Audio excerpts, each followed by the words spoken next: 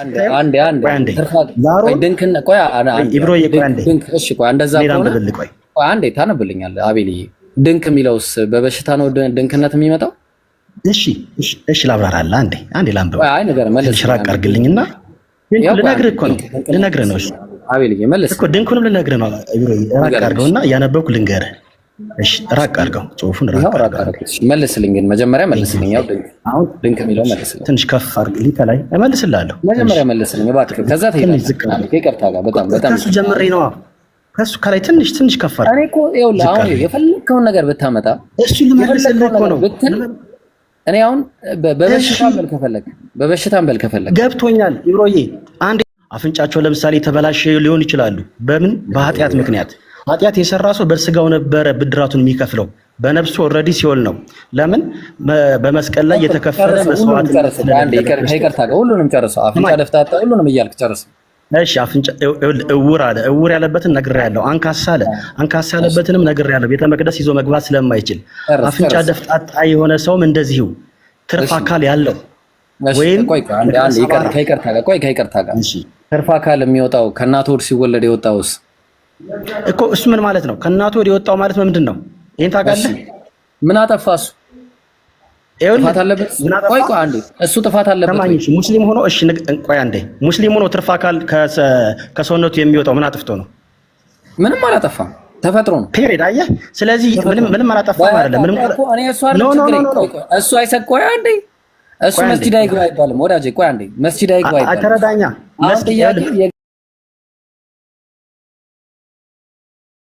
እግዚአብሔር ጉባኤ ለምንድን ነው የማይገባው ይሄ ትርፍ አካል ያለው ሰውዬ ኢብሮ ሰማኝ መስጂድ ውስጥ ጉድለት ያለበት ሰው ይግባ የሚባል መስጂድ ውስጥ ያለ መንፈስ አለ ተብሎ አይታመንም እኛ ይኸውልህ በቤተ መቅደስ ውስጥ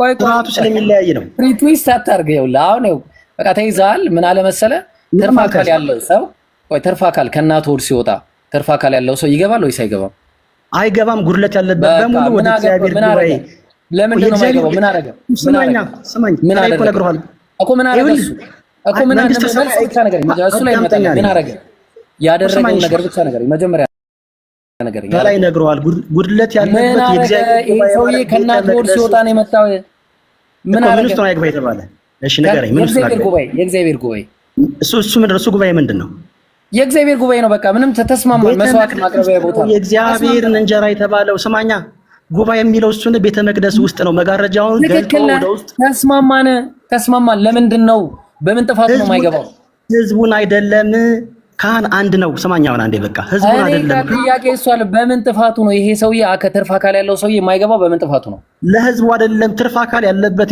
የተለያየ በሽታ ያለበት ሰውማ ለፈውስ እኮ ውጭ ላይ ነው የሚቆመው ኦኬ በሽተኛ ነው ማለት ኦኬ ስለ በሽታ አያችሁ በሽተኛ ሰው አይገባው አያ ልብ አድርጉ እኛ ጋር አይደለም እኛ ጋር ኤችአይቪ የሚኖርብህ ቆይ አንዴ ይቅርታ ኖ እርሱ አይደለም ለምጽ ቆይ አንዴ የፈለገው በሽታ ይኖርብህ መስጂድ የሚከለክል መስገድ የሚከለክል አንድ ነገር መስጂድ ውስጥ ያለ መንፈስ አለ ተብሎ አይታመንም በእናንተ ያለ መንፈስ ያለ መንፈስ አለ እንደዛ የሚባል ስለሌላችሁ ነው መናፍስት ከእናንተ ዘንድ እኛ የአላህ ቤት ነው ብለን ነው ቆይ አይ ማምለኪያ ቦታ ነው ወዳጄ ቆይ ተሳሳተ አላህ የለም እዛ ቦታ ላይ ቆይ እዚህ ቦታ እሺ እግዚአብሔር አለ አስረዳለሁ አዎ ለምን መሰለህ እግዚአብሔር ሁሉ ቦታ አለ ነው ብለህ የምታምነው እኮ እግዚአብሔር መንፈስ ነው የሚመለከውም በመንፈስ ነው ገባኝ እግዚአብሔር ሁሉ ቦታ አለ አሁን እኮ ሰማኛ ይህ ነገር የተጀመረው የማይገባ ቦታ አትግባ ሌላ ታሪክ ነው ያው ታሪክ ነው ማለት ነው አሁን ትልቁ ችግር ቢያንስ ነው አሁን እዚህ ቤት ገብቻለሁ አይደል እኔ አሁን መጽሐፉ የኛ ነው አንተ ያወጣ ታቦከዋለህ እኛ ስናስረዳሳ አንተ ራስህ አቦካው እኮ ትርፍ አካል ያለው ማይገባ እኛም ቤታችን ከፍተን ሐዲሱንና ቁርአኑን እናቦካለን እንደዚህ ከፈቀድክ ማለት እኔ አይመቸኝም እንደዛ ግን እኛ ስናወራ ቢያንስ ስማ አዳመጥኩ እኮ አሁን ያዳመጥኩ ላይ ተያያዘ እዚህ ድረስ መጣ ዝማልኩ ይኸውልህ አንዳንዴ አንተ ምልህ ይሄ እውነት የሆነ ቃል ነው እግዚአብሔር በቃሉ ይፈርድብሃል አንዳንዴ የምታወራውን ነገር እወቅ የእግዚአብሔር እንጀራ ማለት ምን ማለት ነው እስኪ አስረዳቸው ከገባ እንጀራው ምንድነው ይሄን የሚያቀርበው ሰው ማለት ነው በቃ ቋልኩ በቃ ተስማማን እኮ የእግዚአብሔር ቤተ መቅደስ እኮ ነው ለማን የተነገረሽ ይብሬ አሁን ከገባህ ለማን ለሙሴ እግዚአብሔር ለሙሴ ለአሮን ነው ለአሮን እንዲህ ብለህ እግዚአብሔር ለሙሴ ሙሴ ለአሮን ወዳጄ ምን ሆነ እግዚአብሔር አሮን ምንድነው አሮን የተቀባበት ምንድነው እንዴት አሮን የተቀባበት የአሮን ስራ ምንድን ነው? በቃ ምንም ይሁን እኮ ነው። አሁን ይኸውልህ አንተ ስራ ላይ ምናምን ጥያቄ ላይ እስቲ ካርገህ ሚስጥሩን ስለማታውቀው ትርፍ ነገር የለውም። በቃ አንተ የፈለግከውን ብለህ ጨርሳል። ተስማማሁኝ ነው ያልከኝ ምንድነው? ከተሰሰት ያነግረኛል እኮ አንዴ ያልከኝ መሰለህ ከሆነ እኔ ልውጣልና ይብሬ እንደፈለክ አውራ እንደለመድከው እኔ አሁን አሮን ኦሪት ዘሌዋውያን አንዴ ያልከው ቆይ እሺ ያው ያው በቃ አውራሽ ሂድ አውራ ችግር የለም። እሺ ኦሪት ዘሌዋውያን የሚባለው መጽሐፍ እንግዲህ ያን ከፍታችሁላችሁ አንብቡ። ያ የሚያወራው ስለ ቤተ መቅደሱ ስርዓት ነው። የቤተ መቅደስ ስርዓት ምንድነው? ዋናው ዓላማ ሰዎች ኃጢአት ሲሰሩ በዛ የብሉይ ኪዳን ዘመን የሰው ልጅ ገሃነም ነበር የሚገባው። በሰውና በእግዚአብሔር መካከል ትርቅ አልነበረም። ኃጢአት የሚባል ነገር በመካከል ነበር። ሰው ኃጢአት ሲሰራ በስጋው ላይ ምልክቶች ይታዩ ነበር። ለምጥ፣ የተለያዩ ነገሮች። ፈውስ የሚደረግላቸው በመስዋዕት ነው። በምን? በወፍ፣ በዋኖስ እርግቦች፣ በጠቦት ደም፣ በምናምን። ይህን ይዞ የሚቀርበው አካል ደግሞ የማን ዘር የሆነ ነው? ከሌዊ ነገድ የሆነ የአሮን ዘር ነው። ለአሮን እንዲህ ብለህ ንገረው፣ ቤተ መቅደስ የሚገቡ ሰዎች ከጉድለት ነፃ የሆኑ ይሁኑ። ያ ቤተ መቅደስ የሚገባው ሰው አንድ ግለሰብ እኮ ነው፣ ህዝቡ አይደለም። ህዝቡን አንተ ስታስረዳለህ ሰው ህዝቡ በሙሉ እንከን ካለበት ከእግዚአብሔር ጋር እንደሚለያይ አድርገህ ነው የምታወራው አይደለም። ያ የሚገባው አካል ግን ከጉድለት የጠራ ሆኖ ይግባ። አንካሳ ከሆነ የመስዋዕቱን ደም በእጁ ሊይዝ አይችልም። ከሰውነቱ ላይ የተለያየ ምልክት ካለም አይቻልም። ለምን? እዛ ውስጥ ያለው የተቀደሰ የእግዚአብሔር መንፈስ ነው። ደርሳል ሰዓትነሽ። በታቦቱ ላይ ቤተ መቅደስ ውስጥ ታቦት አለ ኢብሬ። በታቦቱ ላይ የእግዚአብሔር መንፈስ ያርፋል። ታቦቱ ላይ ደግሞ የደም መርጨት ስነ ስርዓት ይካሄዳል። ያን የሚያደርገው አንድ ግለሰብ ነው። የሚያወራው ስለዛ ግለሰብ ነው፣ ስለ ህዝቡ አይደለም። እሺ ጥሩ። አሁን ጥሩ። ያ የሚገባው ሰውዬ ትርፍ አካል ያለው ከእናቱ ሆድ ጀምሮ ትርፍ አካል ያለው ከሆነ የማይገባበትን ምክንያት ብቻ ነው የምትነግረኝ። ለምንድን ነው ይኸውልህ ከላይ ምን ብለዋል መሰለህ? ከጉድለት የጠራ ይሁን። ያ ለክህነት የሚገባው ሰው አመሰግናለሁ። በጉድለቱ ምክንያት ነው የማይገባው። ፈውስን አይካፈል አልተባለም። የማይገባው በጉድለቱ ምክንያት ፈውስን አይካፈል አልተባለም። ተረዳው። አንዴ በጉድለት ውስጥ አይገባ። ሰማኝ ከይቅርታ ጋር ቆይ አንዴ ለአገልግሎት እሺ ዝም አልኩ፣ አዳመጥኩ። እንዴት ነው አገልግሎቱን? አዳምጠኝ እንጂ እኮ ጠየቀኝ። ይኸውልህ ህዝቡን የሚያገለግል የካህን አገልጋይ አይሁን ነው እንጂ ተባለ። ከድነት ይጉደል አልተባለም። ቆይ አንዴ ትርፍ አካል ስላለው ነው አይደለም አይገባው። ትክክል። በቃ አመሰግናለሁ። እሺ ሁለተኛ ጥያቄ እዛው ላይ ልጠይቅ አንድ ጊዜ። ይሄን ጥያቄ እንጨርሰው እንጂ እንጨርሳለን አለ። ተመሳሳይ ነገር ራሱ ተመሳሳይ። እሺ ያው ይሄ የተቀጠቀጠ አለ ብልቱም የተቆረጠ ወደ እግዚአብሔር ጉባኤ ይግባላል አለ። ተመለስልኛል። ዲቃላ ወደ እግዚአብሔር ጉባኤ እስከ 10 ትውልድ ድረስ አይግባላል። ጥያቄን ከዚህ ቆይ አዳምጠኝ እንጂ መጀመሪያ። ኧረ እባክህ በጣም እየተንቀዠቀዥክ ነው ወላሂ። ልመልስልህ ነው ወደ ቀጣይ እንጂ አትንቀዥቀዥ። ቆይ እሺ እንዴ ልጨርስ። ሰዓት ሰጠው አወራ። ቆይ ልጨርስና ምንድን ነው አፋፍ የምትለኝ? ዲቃላ ወደ እግዚአብሔር ጉባኤ አይግባ አለ። በመጀመሪያ ጥያቄ መጠይቀ ዲቃላው ምን አጠፋ ነው የመጀመሪያ ጥያቄ። ቴንክ ዩ። እሺ አሁን ከላይ ቆላው የተቀጠቀጠ ብልቱም የተቆረጠ ወደ እግዚአብሔር ጉባኤ አይግባ። ቆላው የተቀጠቀጠ ማለት ጃንደረባ የሆነ ማለት ነው። መልስ እባክህ። የጠየቅኩህን ብቻ መልስ። ላስረዳሽ እኮ የጠየቅኩህን ጥያቄ ብቻ ነው የምመልሰው። እዚህ ላይ 2 ቁጥር ላይ ዲቃላው ምን አጠፋ ብዬ ነው የጠየቅኩህ። አንዴ የጠየቅኩህን ጥያቄ ብቻ። ዲቃላው ምንድን ነው ጥፋቱ? ዲቃላ ማለት ምን ማለት ነው? ይህን የክህነት አገልግሎት የሚያገለግል ከሌዊ ነገድ የሆነ ነው። ከሌዊ ነገድ ውጭ የሆነ በዝሙት የተወለደ ዲቃላ ከሆነ ግን ከዚህ ነገዱ ውጭ ስለሚሆን አታስገቡት። ወደ ማን? ወደዚህ የክህነት አገልግሎት ነው የተባለ እንጂ ወደ መዳኑ ፕሮግራም ወደ ጉባኤ እሱ ምን አጠፋ ነው የጠየቁ። ይኸውልህ ምን አጠፋ እያልክ ነው አይደለ? ይህ የክህነት አገልግሎት የተሰጠ በሌዊ ነገድ ነው። ዲቃላ ከሆነ ደግሞ ምን ሆኖ ነው ሰውዬ? ጥፋቱ ምንድነው? ዲቃላው የተወለደው ልጅ እሱ ነው አማክሮ ሊተኙ ያደረጋቸው። ዲቃላ ስለሆነ ከድህነት ይጉደል አልተባለም። ከአገልግሎት ውስጥ ግን አይባ። የጠየቅኩህን ብቻ መልስ። ያው አትመልሰውም። ዲቃላው ጥፋቱ ምንድነው ነው የጠየቅኩህ። ጥፋት አለበት ወይስ የለበትም? የክህነቱ አገልግሎት ከሌዊ ነገር ስለሆነ ዲቃላ ከሆነ ከሌዊ ነገር አይደለም፣ አይፈቀድም። እኔ መች ጠየቅኩ? ህግ ነው። አልጠየቅኩም። ህግ ነው። ዲቃላው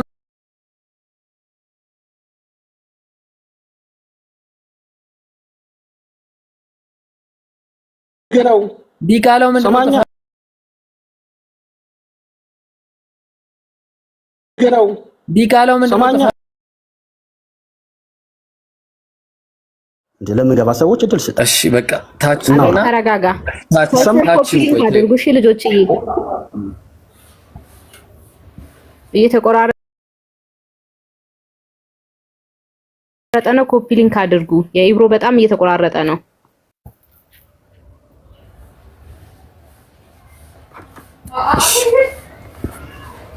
ኦኬ እንግዲህ ምንም ማድረግ አይቻልም። ያው በሪፖርት እየተመታ ነው ቤቴ። እንግዲህ ኮፒ ሊንክ እየያዘው ነው በጣም እየያዘው ነው። ኮፒ ሊንክ አንዴ ኮመንቱን እንዝጋና ማለት ነው። ኮፒ ሊንክ ቢያንስ እንኳን ውይይት ሲጀምር 5000 ብናስገባው ለሱ ጥሩ ነው፣ አይቆራረጥብንም። እሺ ጥያቄ የት ሄደች ልጅቷ? ተመለሽ በሏት እስቲ።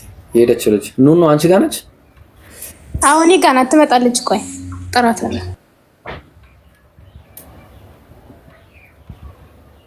አሁን እንግዲህ እኔ ኢብሮን የምለው ሙሙንዚር ምክንያት ነው ያለው ማለት ነው። በበሽታ ምክንያት ነው የማይገቡት ያለው። በሽታው ማን ያመጣባቸው ነው የኔ ጥያቄ።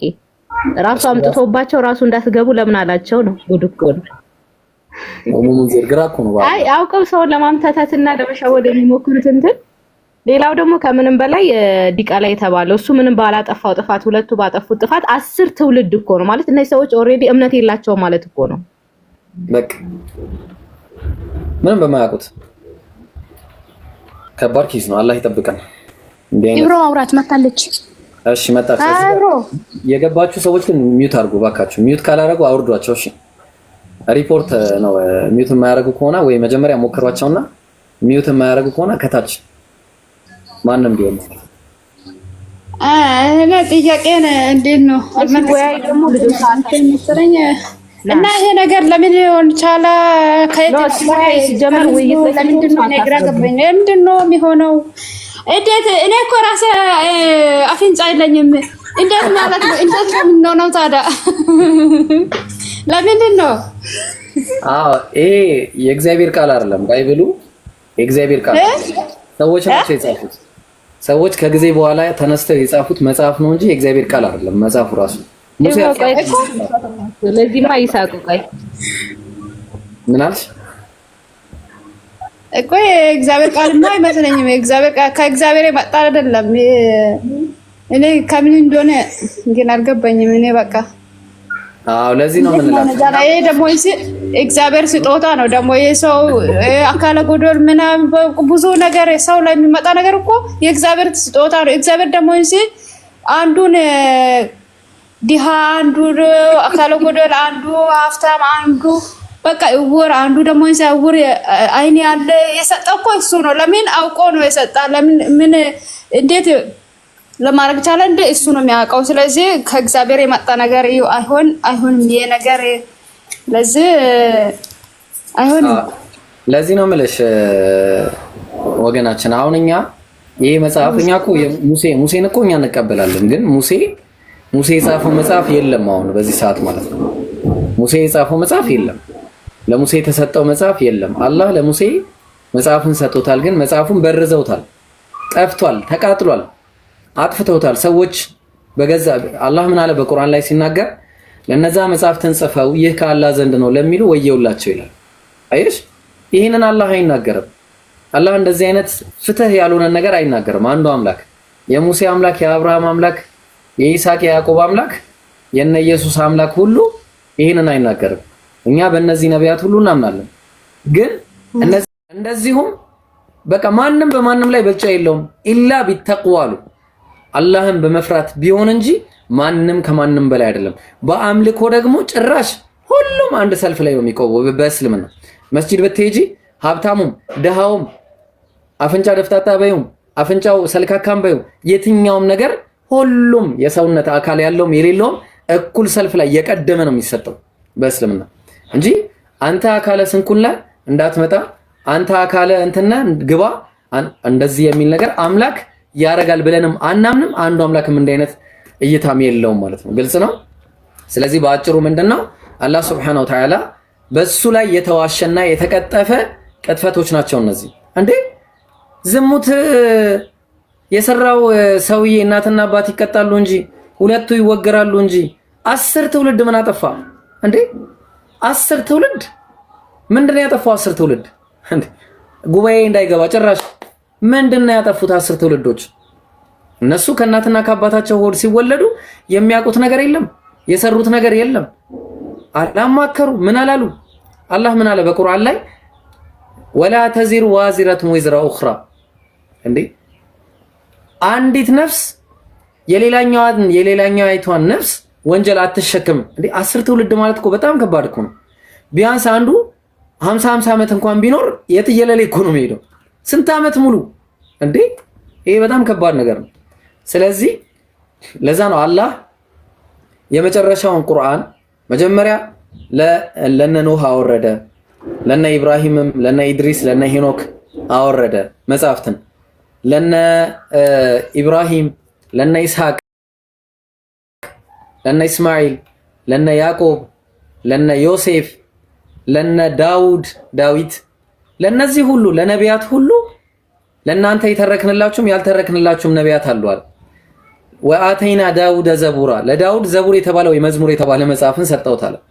እንዲሁም ደግሞ ለነቢዩላህ ማነው ሙሳ አለይሂ ሰላም ተውራት የተባለ መጽሐፍን ሰጠነዋል። ፊሃ ሁደን ወኑር በውስጡ ቀናቻ መንገድ ያለበትና በውስጡ ብርሃን የሆነ ነገር ያለበት ነው መጽሐፉ ተብሏል። እንዲሁም ደግሞ ለኢሳ አለይሂ ሰላም ወአተይና ኢሳ ማነው ለኢሳ ምን ሰጠነው አለ? ኢንጂልን ሰጠነው አለ፣ ወንጌልን ማለት ነው። ይሄ ሁሉ መጽሐፍ የተሰጡት መጽሐፍቶች ሁሉ ተበርዘዋል፣ የሰው እጅ ገብቶባቸዋል፣ አጨማልቀዋቸዋል፣ ለአምላክ የማይገቡ የሆኑ ባህሪያትን ሰጥተዋል። አምላክ ይጸጸታል የሚል ነገር በውስጡ አስቀምጠዋል። አምላክ እንደ ምንድነው የሚለው? እንደ ምጥ እንደያዛት ሴት ጨዋለሁ ይላል። አምላክ ያፏጫል ይላል። እንዴ ኧረ አምላክ እንደዚህ አይነት ነገር አይናገርም። ምን ሆናችሁ ነው? እንደ ተብሎ አይገለጽም ለአምላክ። ከስካር እንደሚነቃ የወይን ጠጅ እንደተወው ሰው ይነቃል አይባልም። አምላክ እንደዚህ ተብሎ አምላክ አላወረደም። እንደ አይነት ቃላቶችን ሰዎች ናቸው የበረዙት። ስለዚህ አላህ ምን አለ? የመጨረሻውን ደግሞ ሪቪሌሽን ለነብያችን ሰለላሁ ዐለይሂ ወሰለም ለነብዩ ሙሐመድ ቁርአንን አወረደ ማለት ነው። ኢና አንዘልና ዐለይከል ቁርአነ ተንዚላ በአንተ ላይ ቁርአንን ማውረድን አወረድኩኝ አለ። ስለዚህ ይህን ቁርአን ደግሞ እኔ ያወረድኩት እኔ እጠብቀዋለሁ በማለት አላህ Subhanahu Wa Ta'ala ከዚህ በኋላ ሌላ ነብይ እንደማይላክ ከመንገሩም ጋር ነብያችንን ለዓለማት እዝነት አድርጌ ልክ ያለው ወማ አርሰልናከ ኢላ ረሕመተን ሊልዓለሚን። ስለዚህ በአጭሩ ከዚህ በፊት የነበሩት መጽሐፍቶች ተበርዘዋል፣ የሰው እጆች ገብቶባቸዋል። ሉቃስ ወንጌል ምዕራፍ 1 ቁጥር 1 ላይ ታሪክ እንደተዘጋጀ ይናገራል። ቴዎፍሎስ ሆይ ብሎ ለቴዎፍሎስ የተጻፈ ደብዳቤ ነው። ራሱ ደብዳቤ ከመጀመሪያው በአይን ያዩታል። በአይን ያዩት እሱ በአይኑ አላየም። ልብ አድርጉ። የቃሉ አገልጋዮች የሆኑት እንዳስተላለፉልን አለ። ማን እንደሆኑ አልተገለጸም። ተግባባን? የቃሉ አገልጋዮች የሆኑት እንዳስተላለፉልን በእኛ ዘንድ ስለተፈጸመው ነገር ብዙዎች ታሪክን ለማዘጋጀት ስለሞከሩ የተዘጋጀው ምንድነው? ታሪክ፣ ወንጌል አይደለም። አምላክ ግን ለኢየሱስ ያወረደለት ወንጌል ነው። እኔ ከእግዚአብሔር ሰምቼ የነገርኳችሁን ሰው ልትገሉኝ ትፈልጋላችኋል ኢየሱስ ሲናገር ከአምላኩ ሰምቶ የሚናገረው እውነት ቴዎፍሎስ እያለ ሲናገር የነበረው ነው? በጭራሽ የህይወት ታሪክን ነው። በጭራሽ ድነትን ነበረ ሲናገር የነበረው። ተግባባን? እንዴት መንግስተ ሰማያት ሰዎች እንደሚወርሱ ገነትን እንዴት እንደሚገቡና የዘላለም ህይወት እንዴት እንደሚገኝ ነው እንጂ የተናገረው ኢየሱስ የህይወት ታሪክና የትውልድ መጽሐፍን አይደለም የተረከው። ማቴዎስ 1:1 ላይ የአብርሃም ልጅ የዳዊት ልጅ የኢየሱስ ክርስቶስ የትውልድ መጽሐፍ ይላል። የትውልድ መጽሐፍ አይደለም እግዚአብሔር ለኢየሱስ የነገረው። እንትናን ወለደ የሚለውን አይደለም የተናገረው አንዱ አምላክ። ተግባባን? ስለዚህ ወንጌልን ነበር። ያ ወንጌል የለም፣ በርዘውታል። ኢየሱስ አምላክ ነው የሚልም ኢየሱስ አስተምረው አያውቅም። ኢየሱስ ያስተማረው ኢነላህ ረቢ ወረበኩም ፈዕቡዱህ፣ ጌታዬ አላህ ጌታዬና ጌታችሁ ነው እሱን ተገዙ የሚል ነገር ነበር የወረደው።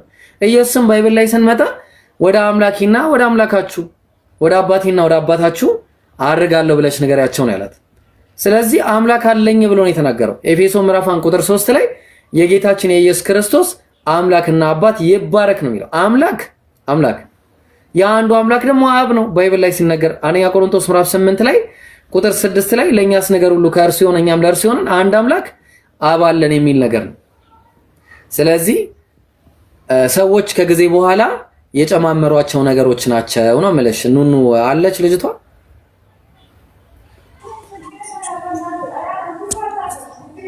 ብቻዋን እየለፈለፈች ነው አላምንም ብላ ይሄን ሁሉ ሰዓት ብቻዬን ነው ነገሩ። እሺ ሰው የሚያዳምጥም አለ። ይሄን ሁሉ ሰዓት አልሰማችኝም እያልሽኝ? ሰምታለች። እንዴት ይሄ ሊሆን ቻለ ምናምን ብላ እያወራች ነው ለብቻዋ። ሰምታለች።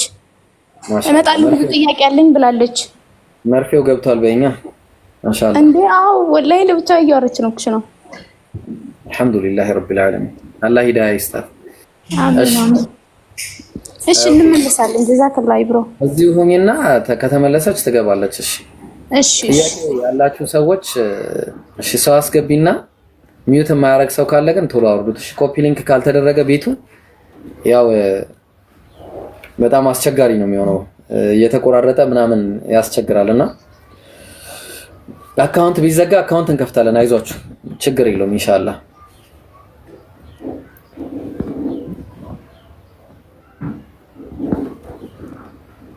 وآتينا داود زبورا سبحان الله وآتينا داود زبورا ለዳውድም ዘቡርን ሰጠነው አለ። የት አለ ለዳውድ የተሰጠው መጽሐፍ? አበላሹት። ሱብሃንአላህ ኢኒ ዐብዱላሂ አታኒየል ኪታበ ወጀዐለኒ ነቢያ። የት አለ ለኢየሱስ የተሰጠው መጽሐፍ? መጽሐፍን ሰጠኛል። በረዙት፣ ከለሱት፣ ደለዙት። ሱብሃንአላህ። ከዛ ደግሞ ብዙ በጣም ከባድ ነው እንግዲህ በመጽሐፍ ዙሪያ ከመጣን ለብዙ ነቢያት መጽሐፍቶች ተሰጥተዋል። እሺ ሌሎች አስገቡ። ይሄ ልጅ እየገባ አይደለም፣ እኔ ጋር አልገባም። እሺ አፌዝ ሌላ ሰዎች አስገቡ።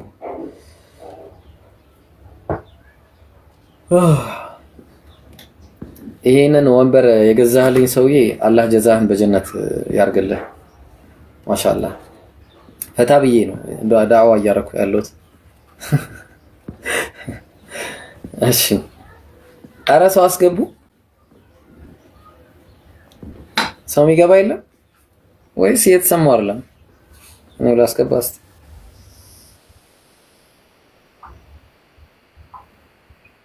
እሺ አሚር ሰላም አለይኩም ወራህመቱላህ። ወአለይኩም ሰላም ወራህመቱላህ ወበረካቱ። ኢብሮ እንዴት ነህ? ደህና ነኝ አልሐምዱሊላህ። አንድ አጭር ጥያቄ ነው እና በሱረቱ ነህል ቁጥር 5 ላይ ያለውን ከቻልክ ሰበበን ኑዙሩን ጨምረህ ታስረዳኝ ጀዛከላህ።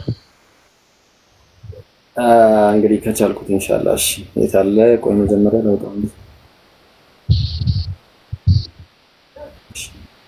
ሱረቱ ነህል 4 ጀምሮ ማነው ምዕራፍ 12 ቁጥር 4 ነው ያልከው? 4 5 6 خلق الإنسان من نطفة فإذا هو خصيم والأنعام خلقها لكم فيها ومنها ومنافع ومنها تأكلون ولكم فيها جمال حين تريحون وحين تسرحون. ስለ ነህል የሚያወራውና ስለ ሰው ልጅ አፈጣጠር ሚውት አድርገህ ኢሶ ሚውት አድርግ። ሚውት ማድረግ ሰው ይወርዳል ነው ቤት። እሺ ሚውት አድርግ። አውርዱት በቃ። እሺ ምን አለ መሰለ የታለ ሰውን ከፍትወት ጠብታ ፈጠረው ይላል። የሰው ልጅ ከፍትወት ጠብታ መፈጠሩ ምንም ጥያቄ የለውም። ከፍትወት ጠብታ ነው የተፈጠረው የሰው ልጅ ማለትም ያው ስፐርም ሴል ከሚባለው ማለት ነው። ከዚያም እሱ ወዲያውኑ ትንሳኤን በመካድ ግልጽ ተከራካሪ ይሆናል አለ። ከዚህ ፍትወት ከተባለ ንፍጥ ከሚመስል ነገር ተፈጥሮ የሰው ልጅ ከዛ ደግሞ ራሱን ከፍ በማድረግ ይሄ ያስነሳኝ አንዱ አምላክን ካልነበርኩበት ያመጣኝን አንዱን አምላክ አልቀበልም ብሎ እንደገና ወደ ኋላ ተመልሶ ምን ያደርጋል?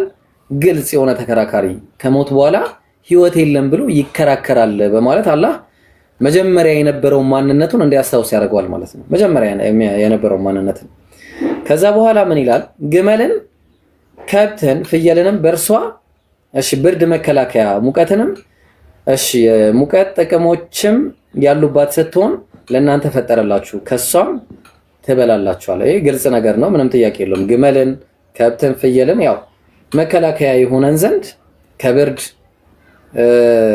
እንዲሁም ደግሞ ለሙቀትም አገልግሎት ይሰጣል። ራሱ ከብርድ እንከላከልበታለን፣ ከዛ ደግሞ ያው ሙቀትም በውስጡ ይኖራል ማለት ነው። ስለዚህ ለእናንተ ፈጠረላችሁ በሷም ትበላላችሁ ከነሱም ትበላላችሁ ይላል። ከዛ በኋላ ምን አለ?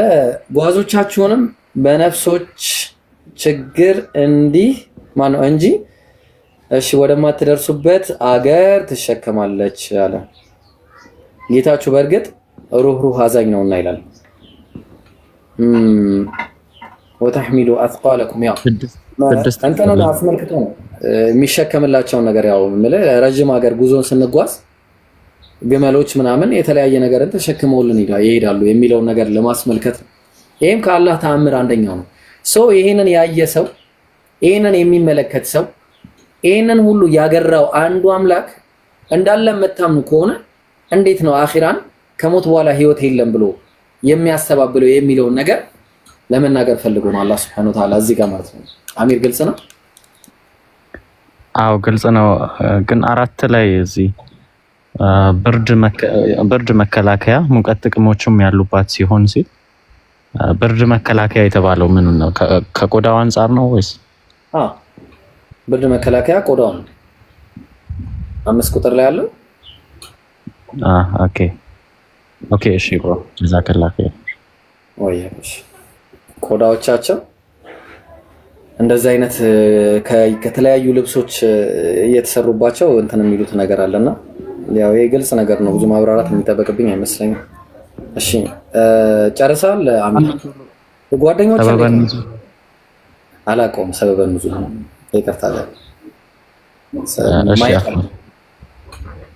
እንዴት አያት ጓደኛ እንዴት ሆነ? እየሞከርን ነው ብቻ እኔ 2 ቀን አልተገናኘንም። ከቤት አልወጣንም። አይለኛ ዝናብ አለን በስልክ ነው። እሺ ይሶ አለ ሰላም ነው። ደህና አልሐምዱሊላህ። ማን ነው የሚያወራው? አፌዝ አይሰማም? ይሰማኛል። ማን ነው የሚያወራው?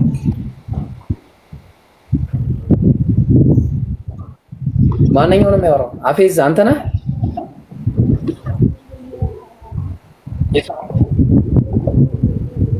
ኔትወርክን አስተካክል እሺ። ማኔ እዚህ ላይ ራሱ በግልጹ አልወጣም ወደ ላይ። ሀፋ ካለ ታች ነው፣ ሀፋ ካለ ነው ላይ ያለው። እኔ አፌዝ ነኝ። ከባድ ነው። አዎ በቃ አውርጆ እሺ። ሙዚቃ በኋላ ይገባል ሲያስተካክል።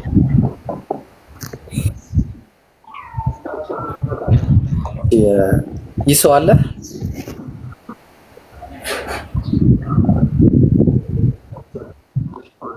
ይሶ እንዴት ነው ነገሩ? እኮ በቃ የማያወራ ሰው ነው በጣም ነው የሚያናደኝ። እዚህ ላይ ቁጭ ማለቱ ትርጉም አልባ ነው። እንትናን አዚዝን አስገቡት እሺ። አዚዝ ከገባ አስገቡት እሺ። ሌላ ጥያቄ ያለው ሰው ይግባ። ኑኑ እንዴት ሆነች ልጅቷ? አሁንም አላቆመችም? አሁን አቁማለች። እንዴት ማለት ፈጣሪ እንዴት እንደዚህ ሊል ይችላል እያለች ታወራለች። እኔ እንግዲህ ቢሮ አልጻፈውም አልኳት። እስቲ አቅርቢያት ቅዱስሽ ነው አልኳት። አቅርቢያት እስቲ። ታዲያ እኔ መግባት አልችልም ወይ አለች። አፍንጫ ደፍጣጣ ነኝ እያለች اللهم صل وسلم على አምላክ ነይ በያት እስቲ አንዴ።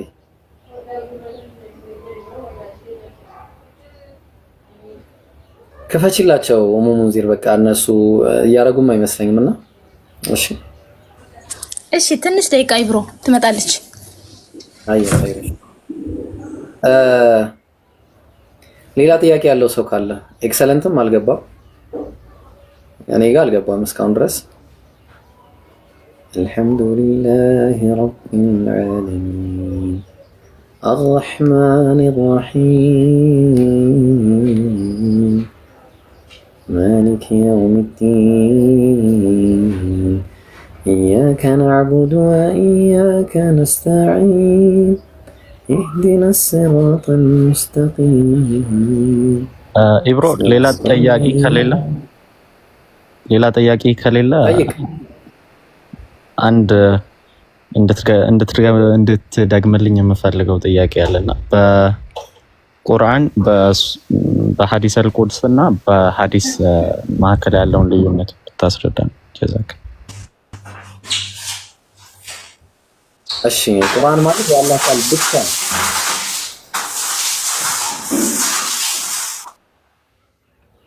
እሺ ቁርአን የአላህ ቃል ብቻና ብቻ ነው። የአላህ ቃል ብቻ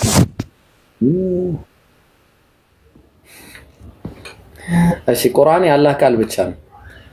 ቁርአን ንግግሩም የራሱ ነው ሙሉ በሙሉ ምንም ጥያቄ የለውም የአላህ ቃል ነው ሙሉ በሙሉ። ሐዲስ አልቁድስ ደግሞ አላህ Subhanahu Wa Ta'ala ለነብያችን ሰለላሁ ዐለይሂ ወሰለም የነገራቸው ማለት በጅብሪል ያስተማራቸው የነገራቸው ነው። ሐዲስ አልቁድስ የአላህ ንግግር ነው። ንግግርነቱ አላህ ነው የሚናገረው ግን ያው እንደ ቁርአን የቁርአን አይነት እንትን አይደለም ይዘት አይደለም ያለው። ሐዲስ የሚባለው ደግሞ ነብያችን ሰለላሁ ዐለይሂ ወሰለም ያስተማሩት ትምህርት አላህ Subhanahu Wa Ta'ala ጅብሪል ከሚነግራቸው ነገሮች አንፃር ያው የሚያስተምሩት አስተምሮ በራሳቸው አገላለጽ የሚገልጹት ነው ማለት ነው። ግልጽ ነው። በራሳቸው አገላለጽ የሚገልጹት ነው እና በአጭሩ በሐዲስና በቁርአን መካከል ያለው ሐዲስ ያው በነብያችን ሰለላሁ ዐለይሂ ወሰለም ነው የተነገረው። አላህ እንዲህ ይላል እያሉም ሲነግሩን የሚነግሩን እሳቸው ናቸው።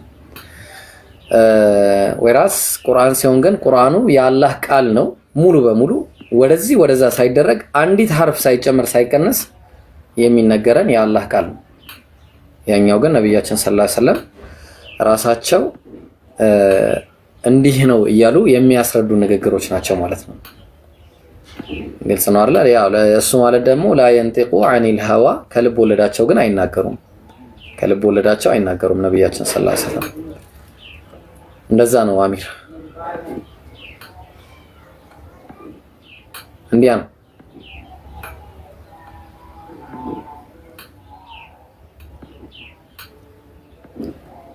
እሺ አኑቲ ሰላም አለይኩም ኢብሮ።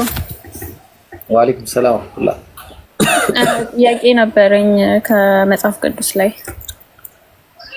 እኔን የማያውቅ ጥያቄ ነው ግን አይ አይደለም የሆነ ላይቭ ላይ ቁጭ ብዬ እያዳመጥኩ ነበር ግን ብዙም ልብ አላልኩትም ምናልባት አንተ ብትነግረኝ ብዬ ነው።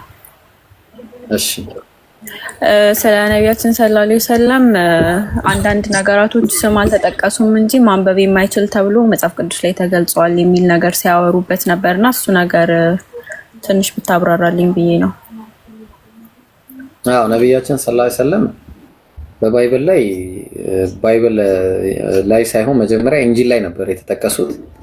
ያንን ኢንጂል ግን በረዘውታል ሰዎች ከጊዜ በኋላ የበረዙት መጽሐፍ ነው።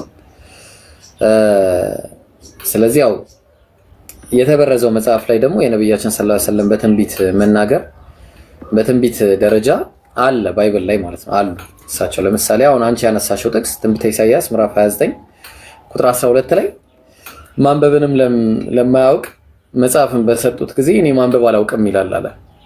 እኔ ማንበብ አላውቅም ይላል። ያ ጉዳይ በግልጽ ለነብያችን ሰለላሁ ዐለይሂ ወሰለም በትንቢት ደረጃ የነበረ የተፈጸመም ጉዳይ ነው። በሂራ ተራራ ውስጥ መጥቶ አላህ Subhanahu Wa Ta'ala በጅብሪል አማካኝነት የነገራቸው ጊዜ እቅራ ሲላቸው ማ አነ ቢቃሪ አንበብ ሲላቸው እኔ ማንበብ አይሆንልኝም ማንበብ አልችልም በማለት መለሱለት። አሁንም አንበብ አላቸው ማ አነ ቢቃሪ እኔ አሁንም ማንበብ አይሆንልኝም አሉት። ሶስተኛ ጊዜ አላቸው። ከዛ በኋላ اقرأ باسم ربك الذي خلق خلق الإنسان من علق እያለ الى اخره እንደዛ አላህ Subhanahu Wa Ta'ala አስተምሯቸዋል ማለት ነው። እና ማንበብን ለማያውቅ ነው የተሰጠው ማለት ነው ባጭሩ።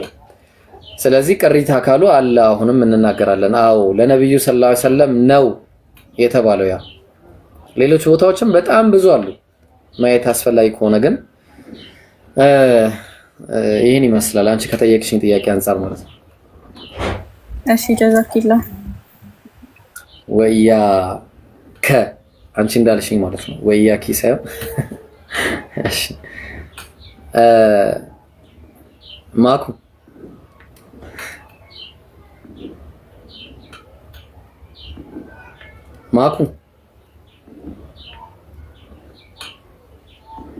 ኧረ ማኩ ወይኔ አደከመኝ። ቢስሚላህ ወይ አታወሩ ወይ አትናገሩ ወይ አትጋገሩ። እሺ ተጋገሩ።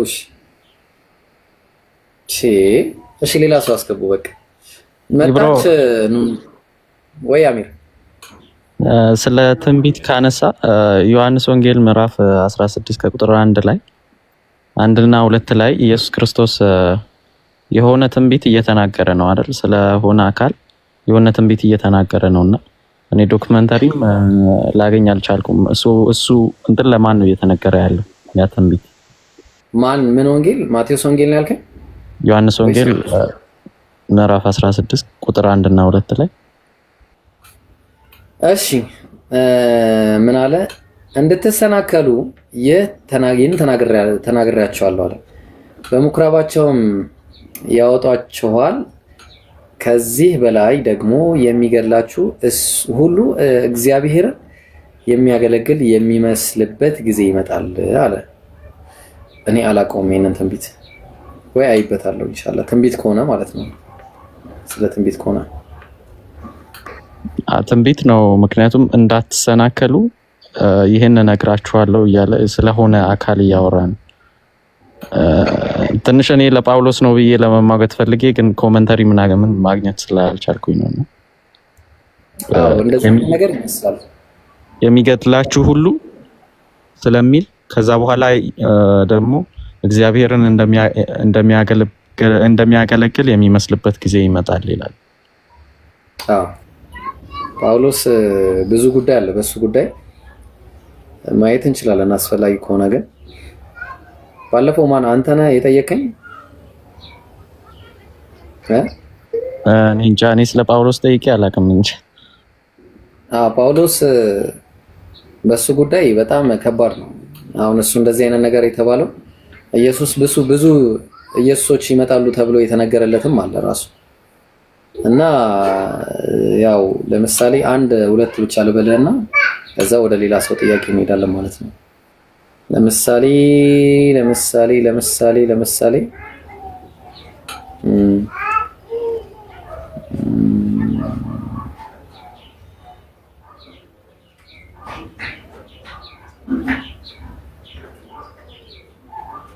እሺ የመጀመሪያው 12 ውስጥ እንደሌለ ግልጽ ነው።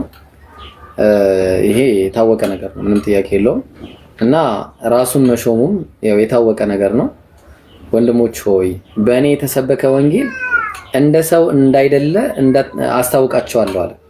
ኢየሱስ ክርስቶስ ገልጦልኛል እንጂ እያለ ኢየሱስ ያልገለጠልን ገልጦልኛል እያለ እየተናገረ ነው። ሁለተኛ ቆሮንቶስ 11 ላይ ከነዚህ ከዋነኞቹ ሐዋርያት በአንድስ ነገር እንኳን እንደ ጎደልኩ ራሴን አልቆጥርም ይላል። በቃ እኔ በአንድ ነገር እንኳን ራሴን እንደ ጎደልኩኝ አልቆጥርም እያለ አሁንም ስለራሱ ነው የሚናገረው። እና ሌሎች ቦታዎች ደግሞ ብትሄድ እነሱ ለተገረዙት ነው እኔ ደግሞ ላልተገረዙት ብሎ ራሱን ሌላ ገላትያ 2 ላይ ሲናገር እኔ ላልተገረዙት ነው የተላኩት እያለ የራሱን የአሰባበክ ሁኔታ የምናይበትም ነገር አለና ሌላኛው አንተ የጠቀስከውን አይነት የተጠቀሰበት አለና እሱንም ማምጣት ይቻላል። ብዙ ኢየሱሶች ኢየሱስን መስለው የሚመጡ አሉ ተብሏልና ከነሱ ጋር በጭራሽ የማይስማማ መሆኑን የሚያሳይ ነገር አለ። ኤኒዌይስ እሺ ርዕስ ይዘን እናወራበታለን። ሰፊ ፋይል ስለሆነ መፈለጉን መከራ ነው። እሺ እሺ ጥያቄ ያላችሁ ሰዎች ሌላ ኤክሰለንት አለ አለ። ሰላም አለይኩም። ወአለይኩም ሰላም ወራህመቱላሂ ወበረካቱ። አማን ነው? አማን የትኛው? ሰላም ነው እሺ። አልহামዱሊላህ። ሰላም የትኛዋ ሰላም? አረ ይብሩ አይሽ እና እንትን የሶስት ልዩነት ነገር የኢብሊስ ሸይጣንና ጂን እና አደምን ማን እንዳሳሰተውና በአፈጣጠራቸው ቅደም ተከተላቸው ውስጥ ኢብሊስ ማለት ከጂኒዎች ነው። ምን አለ መሰለ አላህ ሲናገር በሱረቱል ካህፍ ላይ ካነ ሚነል ጂኒ ፈፈሰቀ ዐን አምሪ ረቢህ አለ። እሱ ከጂኒዎች ነበረ። ኢብሊስ ዘሩ ከጂኒዎች ነው። ዘሩ ጂኒ የሚባለው ነገር ዘር ነው። ሰው እንደሚባለው ዘር እንዳለው ሁሉ እኛ የሰው ልጆች ነን። የጂኒ ልጆች ደግሞ አሉ ራሳቸውን የቻሉ። ስለዚህ ጂኒ የሚባለው ውስጥ ነው የሚካተተው እሱ። ልክ ፈርዖን ከሰዎች እንደሆነ ሁሉ የሰዎች ተንኮለኛ የሚባለው ፈርዖን እንደሆነ ሁሉ የጂኒዎች ተንኮለኛ የሚባለው ደግሞ ኢብሊስ የተባለው ነው ማለት ነው። ኢብሊስ ደግሞ የተባለው ምክንያት አለው። አላህ Subhanahu Wa Ta'ala ለምንድነው በእጄ ለፈጠርኩት ስገድ ስለማትሰግደው ብሎ ሲለው አና ኸይሩ ሚንሁ አለ። እኔ ከሱ የተሻልኩ ነኝ። خلقتني من طين ማነው خلقتني من نار وخلقته من طين አለ። እሱን ከእሳት ፈጥረው እኔን ከእሳት ፈጥረኝ እሱን ከአፈር ለፈጠርከው እንዴት ሰግዳለሁ ብሎ ተኩራራ። ከዛ አላህም فما يكون لك أن تتكبر فيها በውስጧ ልትኩራራ አይገባህም በዚህ ውስጥ ውጣ አለው አላህ። በዚህም ምክንያት ከአላህ ህዝነት ተስፋ የቆረጠ በመባል ኢብሊስ ተባለ ማለት ነው። ኢብሊስ ማለት ተስፋ የቆረጠ ማለት ነው ከአላህ ህዝነት። ለዛ ነው ምን አለ አላህን ህዝነቱን ከመጠየቅ ይልቅ ምን ብሎ ተናገረ? ቃለ አንዚርኒ ኢላ የውሚ ዩብዓሱን አለ። ይቅርታ እንደመጠየቅ ማለት ነው። እስከ መቀስቀሻው ዕለት ድረስ አኑረኝ አለ። ስለዚህ ቃለ ኢነከ ሚነል ሙንዘሪን አንተም ከነዋሪዎቹ ነህ አለው።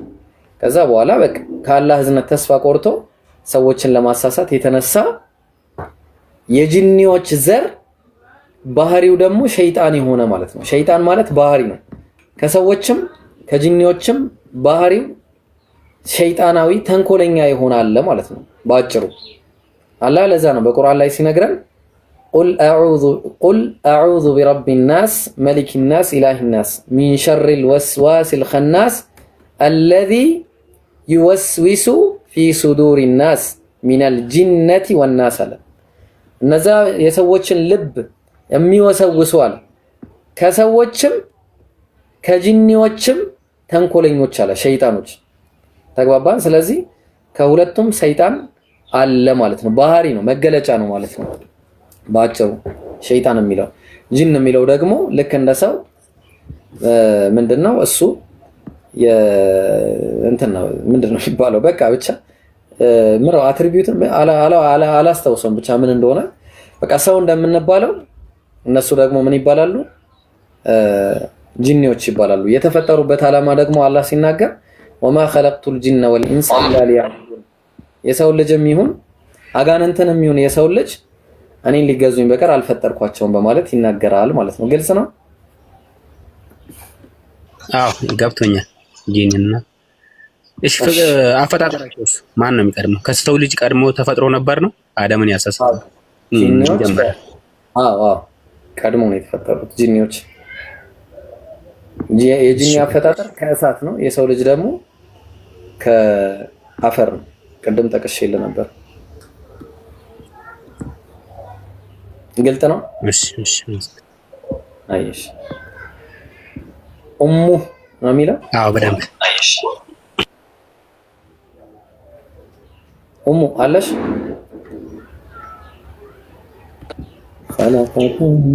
አላህ ሰላም አለይኩም ወራህመቱላህ። ወአለይኩም ሰላም ወራህመቱላሂ ወበረካቱ።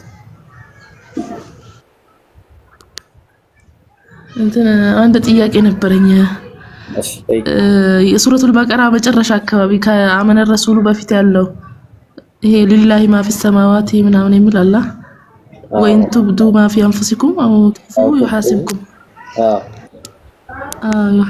ቢሂላህ ምናምን የሚለው ተሽሮ ነው ወይስ እንዴት ነው አሁን በአሁኑ ሰዓት?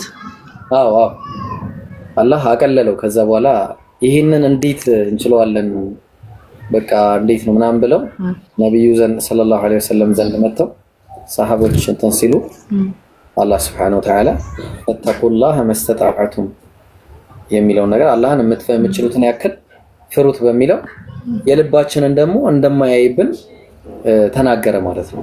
ለዛ ከዛ በኋላ ምን አለ? ላ ዩከሊፉላሁ ነፍሰን ኢላ ውስዐሃ ነፍስን ከአቅሟ በላይ አያስገድዳትም ማለት ወረድ ሲል ደግሞ ስለዚህ አላህ Subhanahu Wa Ta'ala እኛ በውስጣችን ያለውን ነገር የሚመላለሱ ነገሮች አሉ።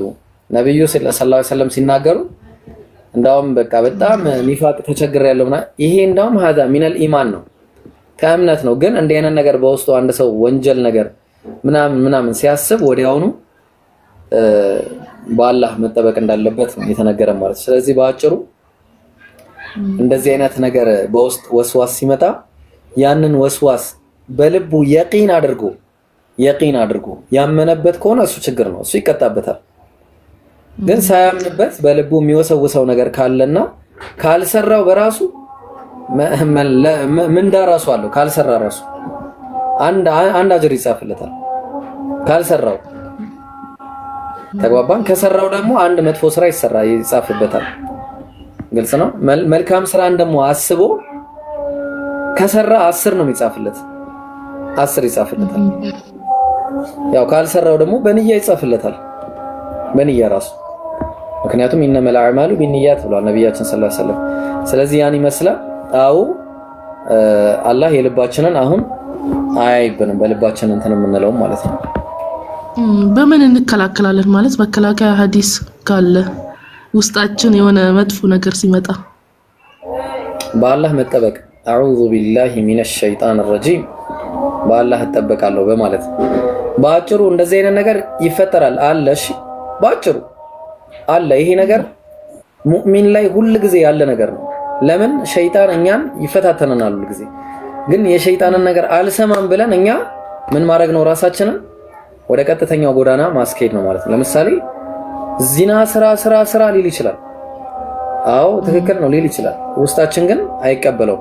አላህ እንዲህ ነው እንዳለው ምናምን እንዲህ አይነት ደግሞ በአላህ ላይ ደግሞ ሲመጣ ወዲያውኑ ወደ አላህ መመለስ፣ ወዲያውኑ አዑዙ ቢላሂ ሚነሽ ሸይጣን ረጂም። ሰው ቢሆን ተወኝ ብለሽ ወይ ጥለሽው ትሄጃለሽ። የማታየው ግን ሸይጣን ስለሆነ ምን ታደርጊያለሽ? ወዲያውኑ በአላህ ተጠበቂያለሽ። እንደዚህ በአላህ እየተጠበቀን እንኖራለን ማለት ነው። ከጠዋት ስትነሺ የጠዋት ዚክር አለ፣ ማታ ደግሞ የማታ ዚክር አለ። እሱን እያረግሽ መጠበቅ ነው ማለት ነው። ይሄንን ይመስላል ቆይታችን። ያ ጀማዓ አዛን አድርጉብኝ ወይ ያኪ አዛን አድርጉብኝ። አመሰግናለሁ። አላህ እድሜን ያርዝምልን። አሚን። ዳውም ላይ አላህ ያበርታ። ንያህን ያሰብከውን ሁሉ አላህ ያሳካልህ። በአኺራም ደግሞ የነብዩ ጎረቤት ያርግህ ኢንሻአላህ። አሚን። ግብህን እንድትመታ አላህ ያርግህ። ዋናው ጀነት ነው ኢንሻአላህ። ሁላችንም አላህ በጀነት ይሰብስበን። አሚን አሚን አሚን አሚን አሚን። ጀዛኩሙላሁ ኸይራን። እሺ አሚን። ጀዛከላህ። ወያኪ ወላሂ የምፈልገውን ነገር ነው ዱዓ ያደርጋችሁልኝ። እሺ ኤኒዌይስ መልካም ጊዜ ይሆንላችሁ ኢንሻአላህ። በዱዓችሁ አትርሱን። سبحانك اللهم وبحمدك أشهد أن لا إله إلا أنت أستغفرك وأتوب إليك። ቢሩጭ ሌላ አምላክ ከሌለ ኢየሱስ ሰው ከሆነ ኢየሱስ አምላክ አይደለም ማለት ነው። አብም አይደለም አስተምሮ ነው። በኋላ ይሄንን አስተምሮ አንተ በምትሄድበት አካሄድ እንሂድ ካለን ገደል የሚከተው ነገር ላመጣልህ እችላለሁ እኔ። ምክንያቱም እኔን የሚቀበል አባቴን ይቀበላል ይላል አይደል?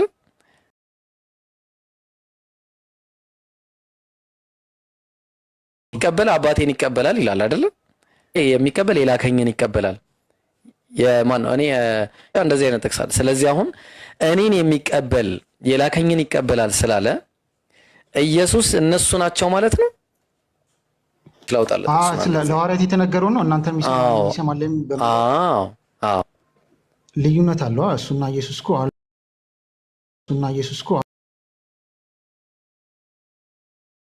ሲያስተምሩ የተናገራቸው እግዚአብሔር አብ እንደሆነ ታምናለህ? አዎ ለእስራኤላውያን። ስለዚህ ሲጠይቁት እኮ አንተ ማነህ ሲሉት እኔ ለእናንተ የተናገርኩት ነኝ አለ። ግን ስለ አብ እንደነገራቸው አላወቁም ይላል አይልም ግሪኩ። ግሪኩ እንደዛ አይልም ለው አዮናስ ነው የሚለው ሜድ ነው የሚለው ከዛ ዓለማትን ባደረገ ዓለም ማለት ኮስሞስ ማለት ነው ስለዚህ ዓለም የሚለው ሳይሆን ያለው አዮን የሚለው ነው አዮን ደግሞ የአዮናስ ማለት ደግሞ የአዮን ብዙ ቁጥር ነው ዘመናት ማለት ዘመን ማለት ነው ኤጅ ብሎ ነው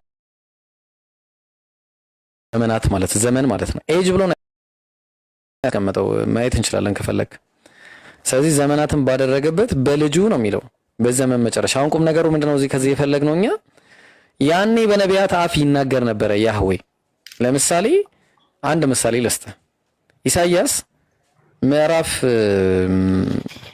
8 ቁጥር 42 ላይ እንዲያለ ይናገራል ወይ 42 8 ላይ ሊሆን ይችላል እስቲ ቆይ ችግር የለውም እኔ እግዚአብሔር ነኝ እያለ ይናገራል እሺ ቆይ አንዴ ላውጣልህ ኢሳይያስ 42 8 ነው አይ እንደዛ ነው የሚሆነው 42 አለ ይሄን ማን ነው የሚናገረው ያህዌ አይ ንግግሩን ግን ማን ነው የተናገረው በአፉ እሺ ደግሞ አንብልኝ እንደምንሰማ እኔ ያው ኢሳይያስ ላይ ነው ያለው ጥቅሱ ኢሳይያስ ላይ ነው እኔ እግዚአብሔር ነኝ ስሜ ይህ ነው ክብሬን ለሌላ ምስጋናዬንም ለተቀረጹ ምስሎች አልሰጥም አለ ተናጋሪው ማን ነው ያህዌ የተናጋሪው ንግግር የሚናገረውስ ማን ነው እንደሱ ይላል መጽሐፉ ላይ እንዴ እዚህ ጋር ሲናገረኝ በማን አፍን ተናገር ያለው አለ ኢየሱስ ማን ነው ያህዌ ቀደም የጠቀስኩት ጥቅስ ላይ ምን አለ መሰለ ሁሉ በነቢያት አሻውን በዚህ ነብይ የተናገረው ማን ነው በዚህ መልእክቱን ያስተላልፈው ኢሳይያስ ነው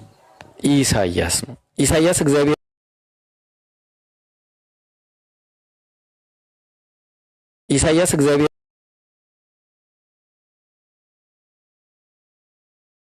ነኝ ስላለ ተናጋሪው ኢሳይያስ ነው ኢየሱስ እኮ ሲናገር አሁን ኢየሱስ ኃጢአትን ይቅር እንዳለ አይታል መጽሐፍ ቅዱስ ላይ ኃጢአትን ይቅር ያለው ኢየሱስ እንደውም እኔ አምላክ አይደለሁም ያለበት ጥቅስ ነው ልስጥህ እንዴት እንደሆነ ከአንዱ እግዚአብሔር በቀር እኮ ኃጢአትን ሊያስተሰርይ አይችልም ሲሉት በትክክል ምንም እኮ አልተቃወማቸውም አንዱ እግዚአብሔር እሺ አብረን እናንብበው ኤሚዬ አብረን እናንብበው እሺ ላይቭ ላይ ነኝ እሺ ሄሎ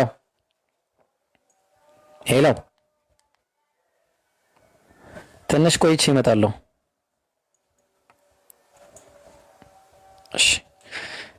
እሺ ምን አለ መሰለህ ምን ላይ ነበር ለሄደልህ ነበር እሺ ማርቆስ ወንጌል ማርቆስ 2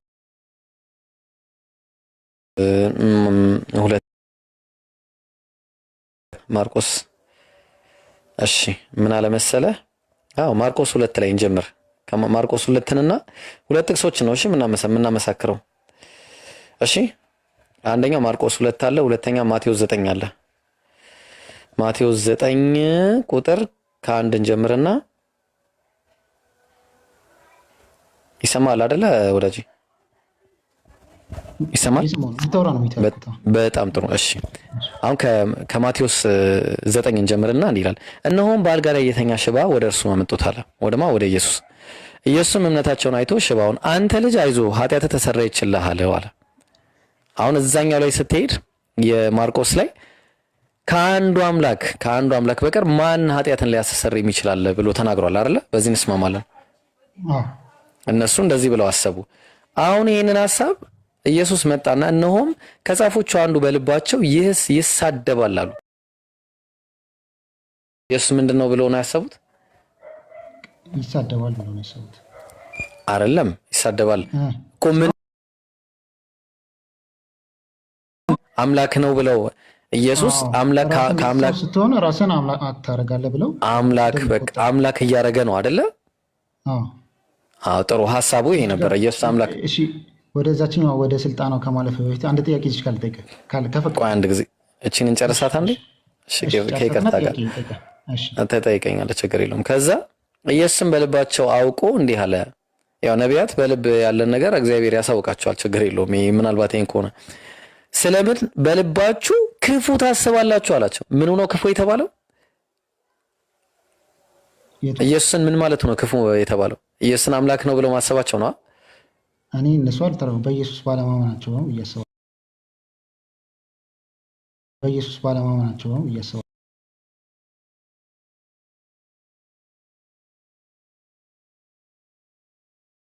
ብለን ተስማማን። መጀመሪያ